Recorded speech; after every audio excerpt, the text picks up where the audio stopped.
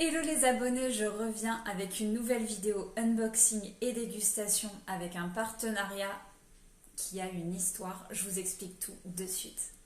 Donc l'enseigne dont je vais vous parler aujourd'hui en fait c'est Gourmandise Médiévale. Deux mots qui me parlent vraiment personnellement. Pour la petite histoire, avant d'être sur les réseaux sociaux, j'avais un master 2 en histoire, je vous fais les grandes lignes. Et je suis tombée sur cette enseigne sur les réseaux sociaux et voilà, j'ai voulu tester la curiosité, le retour à mes amours, à mes premières amours entre guillemets, voilà l'histoire, parce que voilà, c'est la première de mes formations. Et du coup, je me suis dit pourquoi ne pas vous faire découvrir des biscuits, des recettes de cette époque, du Moyen-Âge du coup, parce qu'il y a tellement de choses qui ont évolué, les techniques de cuisson, les épices, les ingrédients, les ustensiles, la manière de faire, le savoir-faire, tout a évolué et c'est ça que je trouve captivant. Voilà, donc je voulais vous partager ça aujourd'hui. Puis je trouvais ça marrant aussi personnellement de me dire que ce que je vais déguster devant vous en fait, ben, c'est des choses que les gens ils ont dégustées à l'époque. Voilà, je sais pas, c'est marrant, je trouve c'est quand même assez curieux et drôle à la fois et très instructif, vraiment. Ce qu'il faut savoir aussi, c'est que tous ces produits que je vais déguster devant vous aujourd'hui sont bio, artisanales et sans conservateur. Donc on est vraiment sur des recettes de qualité avec des farines locales. Donc j'ai hâte de tester tout ça devant vous. C'est parti. Donc on va commencer avec ce premier produit. Voilà, c'est une recette du Xe siècle. Donc on remonte vraiment à loin. Voilà. Et du coup ce sont des galettes celtes.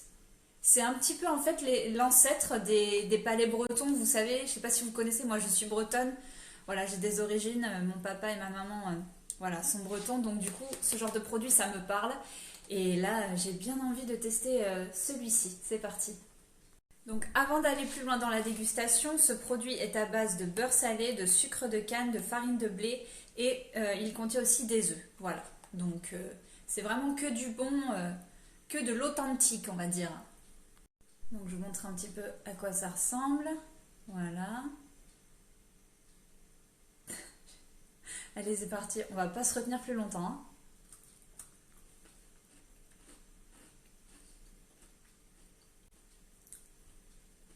C'est tellement bon. J'accompagnerais bien ça avec un petit maté là. Oh, c'est trop bon. J'adore. C'est trop bon. Donc écoutez, ce premier produit, c'était juste une dinguerie. J'adore. C'est tellement voilà, représentatif de la Bretagne et de toutes ses spécialités gustatives et gastronomiques. C'est une merveille, c'est une dinguerie. C'est trop bon. J'adore. Ça me rappelle voilà, mon enfance. Et ce que j'aime aussi avec ces produits, avec toutes ces recettes, c'est que chacune a son histoire qui lui est propre. Mais vraiment, c'est tellement... moi, j'adore ce genre de choses, d'apprendre comme ça, de découvrir des nouvelles saveurs et en même temps de connaître leur histoire. J'adore, ça me passionne, ça m'a toujours passionné. J'adore, ça me passionne, ça m'a toujours passionné. Donc on va passer à ce deuxième produit, c'est du pain d'épices à l'anis, c'est une recette du XIIe siècle. Voilà, c'est l'ancêtre du pain d'épices qu'on connaît aujourd'hui. Et pour la petite histoire du coup, alors l'ancêtre du pain d'épices est le pain de miel, voilà. Celui-ci était connu des anciens Égyptiens et des Grecs. Le pain d'épices serait d'origine Mekong, littéralement pain de miel en chinois. Lors des croisades, les Occidentaux le découvrirent en Terre Sainte et en rapportèrent la recette ainsi que les épices. Voilà. Donc on leur dit merci parce que franchement le pain d'épices c'est une dinguerie aussi. Donc je vous montre un petit peu à quoi ça ressemble, c'est tout petit comme ça. Mais alors, le parfum, j'aimerais trop que vous soyez à côté de moi pour sentir ce parfum à l'anis, donc c'est vraiment très fort en parfum et ça a l'air hyper moelleux. Allez, on n'attend pas. Non mais regardez-moi ça. J'adore. Franchement, c'était hyper bon. Il y a ce petit goût d'anis subtil là. Vraiment, c'est trop bon. J'adore. Avec le café ou le thé, c'est du bonheur ça. Donc on passe à ce troisième produit avec ces massepains à la rose. Moi j'adore la rose, c'est vraiment une odeur dont je raffole et un goût dont je raffole aussi. C'est une recette du XIIIe siècle et la petite histoire raconte que la fille d'un boulanger très amoureuse et rêveuse a été un peu fort sur la dose avec la rose. Voilà, on va goûter tout ça. Donc je vous montre à quoi ça ressemble. Voilà, ça a l'air hyper croquant à la texture. Ah ouais, on sent trop bien la rose là. Moelleux, croquant. J'adore. C'est vraiment la petite douceur qui fait plaisir pendant une pause gourmande. C'est le top. C'est parti. Alors écoutez, comme ça à première vue, ça a l'air hyper croquant. Et quand on croque dedans, c'est moelleux. Donc c'est vraiment très agréable. Mais l'odeur, c'est vraiment... J'adore. C'est hyper parfumé, moelleux, croquant. J'adore. C'est vraiment la petite douceur qui fait plaisir pendant une pause gourmande. C'est le top. Donc on va passer à ce produit. Ce sont des macarons à la noisette. C'est une recette du XIVe siècle.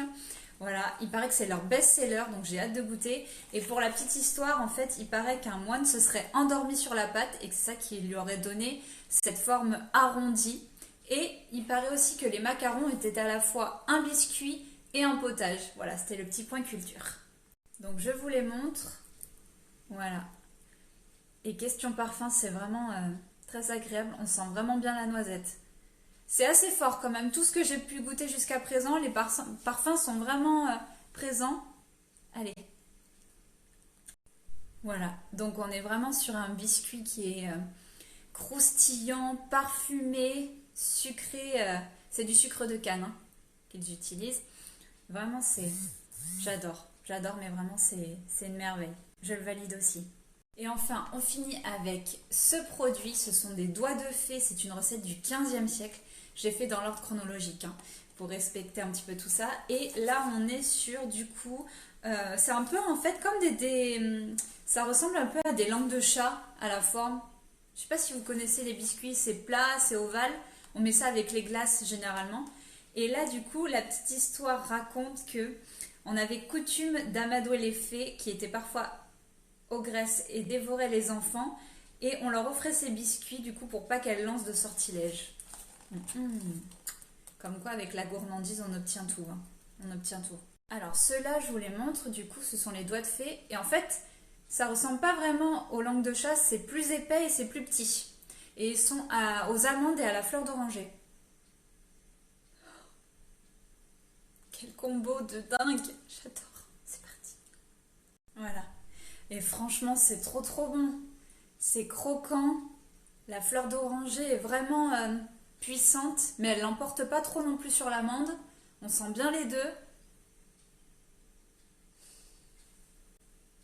J'adore.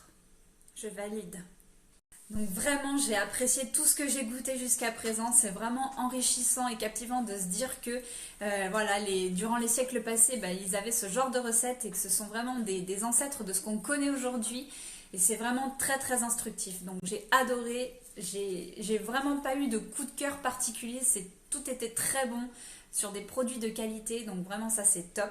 On est sur des produits bio, sans conservateur, avec des farines locales. C'est artisanal. Voilà. J'en profite aussi pour vous dire que la marque propose des cours de cuisine avec les techniques du coup de l'époque, voilà, des anciennes recettes. Donc ça peut être vraiment très sympa à faire en famille, pourquoi pas, ça peut être vraiment une bonne activité. Et voilà, donc du coup, n'hésitez pas à aller sur leur site et à tester leurs produits. N'hésitez pas non plus à liker, commenter et vous abonner pour plus de vidéos gourmandes. À très vite.